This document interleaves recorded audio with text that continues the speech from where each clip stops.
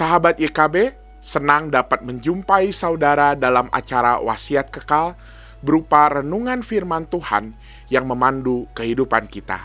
Saya Pendeta Hizkia Anugrah Gunawan dari GKI Taman Aries. Renungan kita hari ini, Jumat 11 April 2025, ditulis oleh Pendeta Mungki A. Sasmita dari GKI Sangkrah Solo dengan judul Ketahanan Iman, yang dilandaskan pada kitab Mazmur pasal 31 ayat 9 sampai 16. Dan yang akan menjadi pusat perenungan kita adalah Mazmur pasal 31 ayat 16.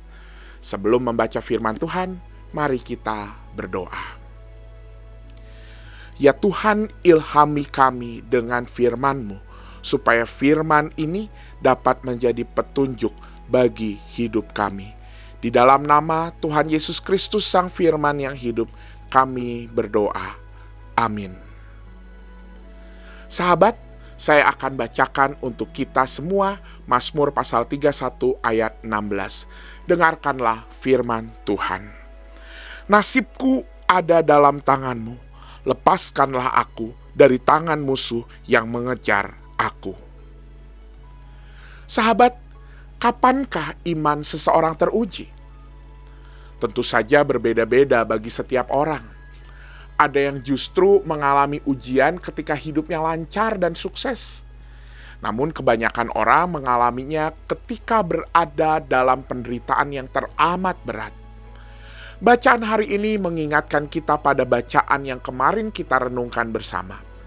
Bandingkanlah Mazmur 31 ayat 9 sampai 16 dengan Yesaya pasal 53 ayat 10 sampai 12. Pemazmur menggambarkan kehidupannya diliputi penderitaan yang teramat berat.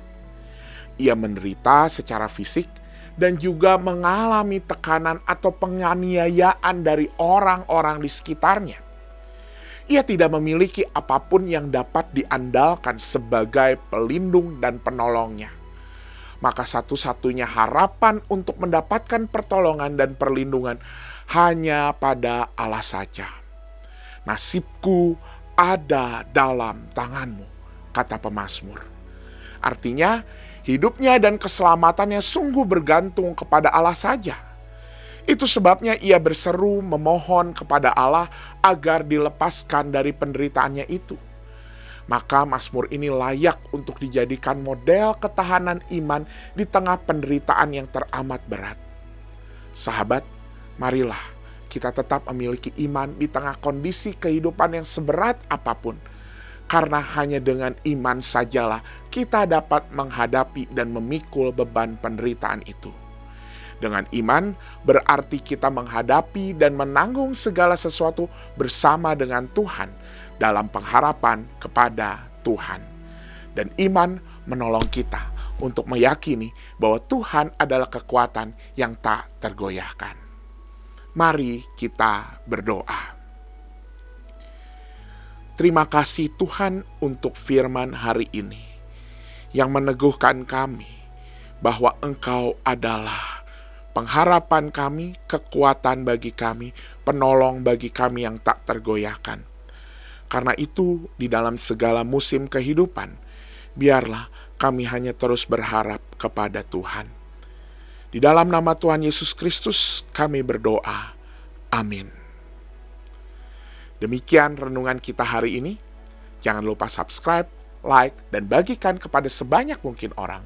Tuhan memberkati.